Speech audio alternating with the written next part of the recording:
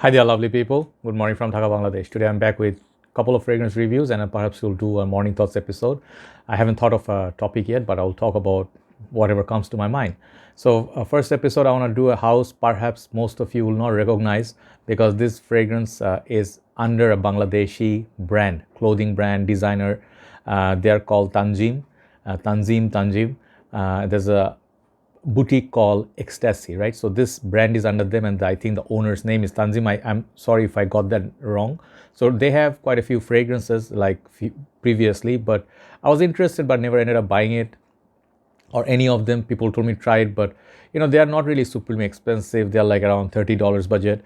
But at times I felt like I want to buy something I want, but I ended up buying nothing from them. But recent time they launched a line that has 4 fragrances, right? The line is called Rare Breed. I'll show you something that's interesting.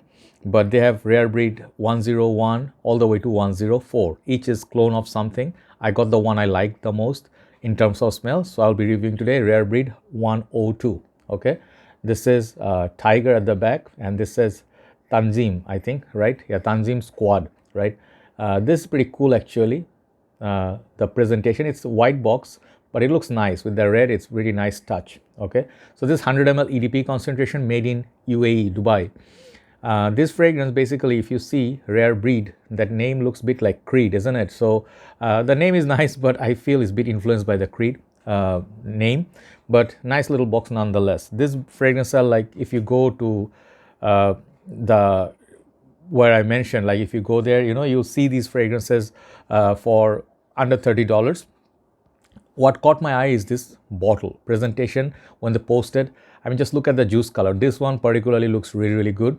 If you go to Ecstasy, they have it in the counter, where they take the payment and stuff. Our area, it's the ground floor near, I think, Shimanto Square, just before that, I think, yeah. So this is how that looks, and it's more obvious like this black tag in front. It looks a lot like Creed's Aventus, right? So the breed looks like Creed. This is raised stick-on.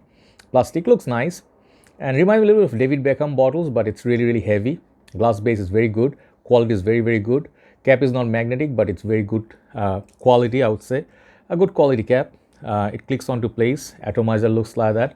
Juice color is very, very impressive. Very nice orange. Sprayer, really good sprayer. Sprays a lot. So this one clicks onto place. You can pick it up. So base, there's no sticker. It's like a printed information. Production date is 12/21. So basically just very brand new release. I think just a couple of months back or 1 month back it was released, and it's now in Bangladesh.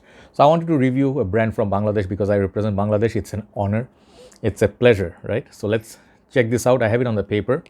Dry down is there. I'll talk about the details I got from wearing this. I like to go heavy on this. You need to really bathe in this stuff because this fragrance is not very supremely long lasting. Even though EDP concentration, the fragrances last, I would say after 2 hours it's very difficult to detect. I got in total, to be fair, if it's heavily sprayed on clothes, you can detect up to 3 hours max, but projection is very much on the poorer side. After half an hour or so, no projection. So that's one thing, downside, but good size. The price is very affordable, and second thing is they're giving you 100 ml. So basically, you can afford to spray all. You can decant the stuff. You can use it all day. Very pleasant, entry-level budget kind of fragrance. So price-wise, like the price point, it's not going to break anybody's bank. But try before you buy. There's one Black Afgano clone. I think 104 is Black Afgano. 103 is perhaps Baccarat Rouge. 101 was YSL Tuxedo, and 102 is somewhere in between Aventus and Aventus Cologne. So if you like those fragrances, if you like pineapple, bergamot, if you like Zara's vibrant leather, this is going to be right up your alley. It's very fruity. I really like the opening of it. It's very juicy. That's the thing that made me buy it. Usually do not suggest it, because if a fragrance is top heavy, and you don't get much on the dry down, basically you're paying for the opening top note, which is like very volatile and doesn't last. Citruses usually do not last.